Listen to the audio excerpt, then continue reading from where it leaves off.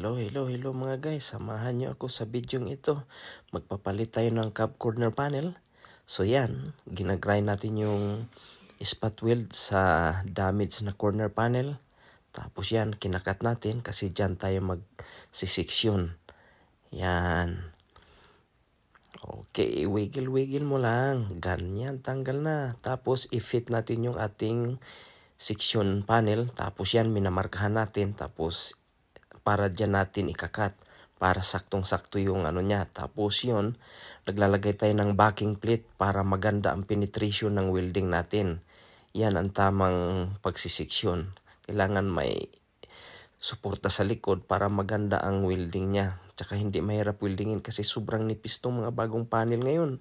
Kahit hinaan mo na yung voltahe ng welding mo, nabubutas. So ayan na, wini-welding na natin. Okay, yan. Pino-full welding natin yan dyan. Yan.